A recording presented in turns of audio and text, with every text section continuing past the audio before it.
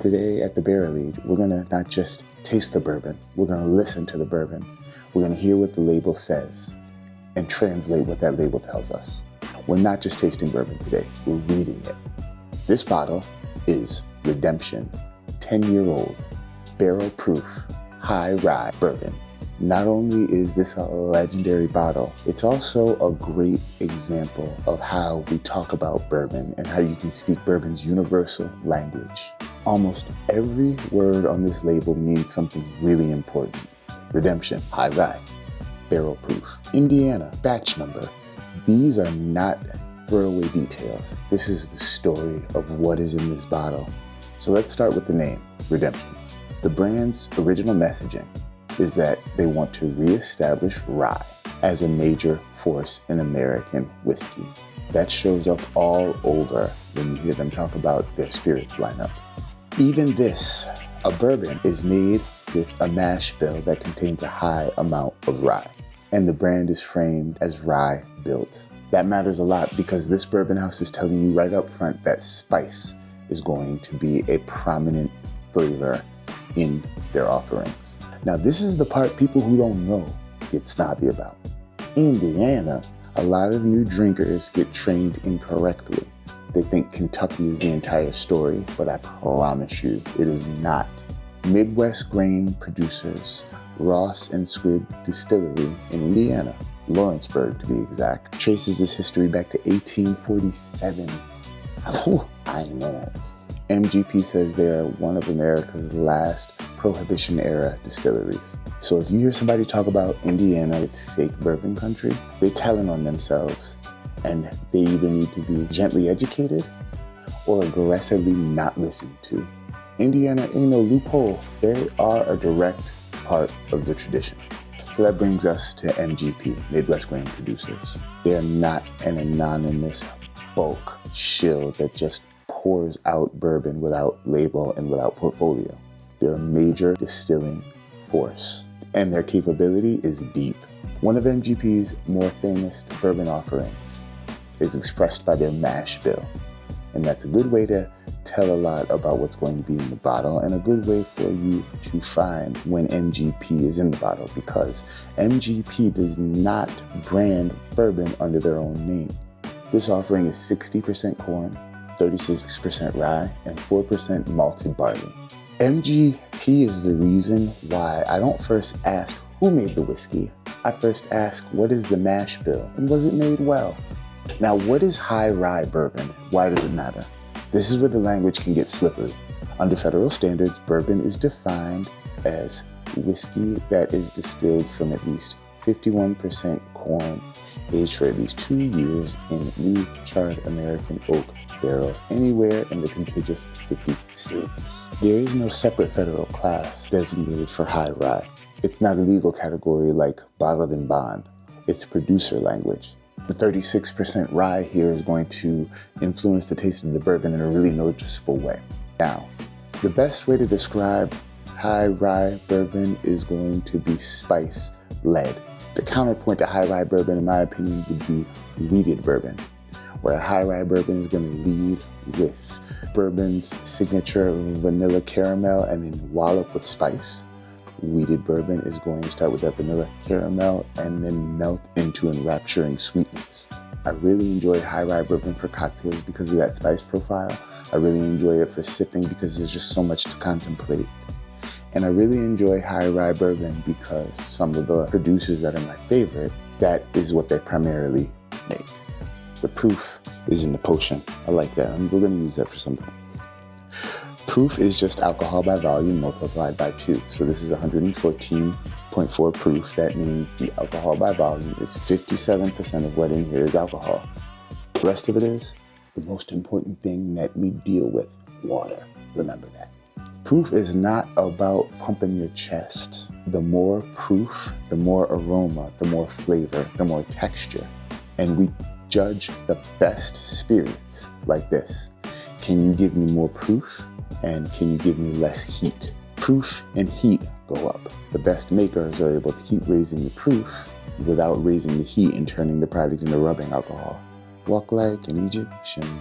On barrel proof. Barrel proof means that the whiskey is being presented extremely close to how it came out of the barrel. It's not necessarily completely untouched, but it's damn sure close. Almost all whiskeys are proofed down. Anything that's bottled in bond that's 100 proof, when it came out of the barrel, it was much more than 100 proof, and it had to be brought down. 120 is the proof limit for bourbon. Barrel proof bourbon always feels more vivid, more concentrated, more structurally honest, and just there's so much more to contemplate. Let me explain it like this. If I never had barrel proof bourbon again, I'd be able to survive, but I would not be able to thrive. Now the batch number. Now this has become hugely important. Remember, Midwest Grain Producers makes the whiskey for a lot of your favorite brands that never mention them. Finding the batch number on different brands is extremely important, especially in this post-Reddit era. There is a dedicated group of bourbon lovers who've done a lot of research, and when they see a batch number, they're able to look at when that batch was released. They'll find out when the grain for that batch was shipped, and then they're able to find out the origin of that whiskey. And this will tell us a bit about what is in the bottle before we taste it. Batch 1 could be 6 out of 10. Batch 2 could be 9 out of 10, depending on the blend and where it's sourced from. On a bottle like this especially, barrel proof enters the conversation because each batch is not completely locked into one flavor profile. Small shifts in barrel selection, proof, and blend structure. It can change where the whiskey lands. More oak one time, more spice another time, more sweetness another time, more citrus another time. Batch number is like your receipt. It's like the bourbon's tattoo. It tells you which chapter of the epic that is the bourbon batch that you were able to read, aka drink. So how would I describe this bottle in the language of bourbon? I would call it a bottle that sits right at the intersection of tradition and modern honesty. It's bourbon. You're gonna lead with that vanilla corn sweetness. The high rye enters the picture and makes things a lot more exciting. The official tasting notes talk about toffee, honey, roasted nuts, vanilla, oak, and a spicy backbone with a moderately drying finish and an allspice and dill-based notes. This sounds exactly like the kind of bottle that teaches you bourbon does not have to choose between sweetness and edge. So again, the lesson for this bottle, it's simple, but it goes so deep. The brand, Redemption, tells you a lot about the philosophy of the people that made it. Indiana tells you that some serious whiskey history lives in this brand and in this bottle. High Rye tells you to expect more spice. Barrel Proof tells you to expect more power, more punch. And it's your job to evaluate if that extra heat from the proof leads to extra flavor. The batch number tells you that this exact release is worth remembering on its own terms. Now, the most important word in the bourbon language makes no sound at all. I'm about to say it.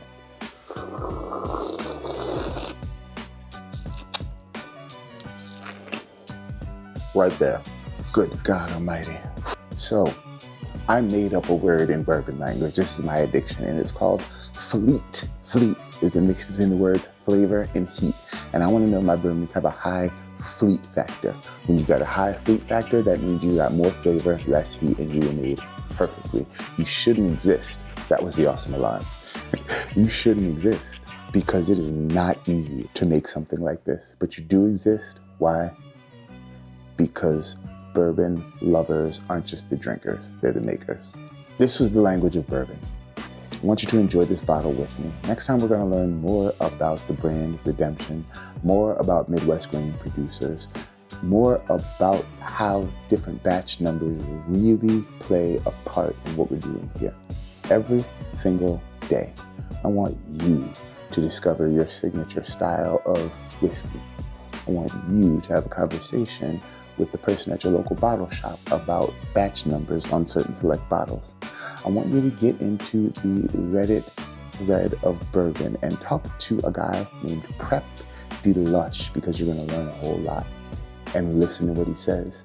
And I want you to think about how you make your liquor cabinet speak louder every single day. My name is Khalid Williams. This is Barrel Age. I'm so excited we're creating our cocktail spirit paradise together. Cheers.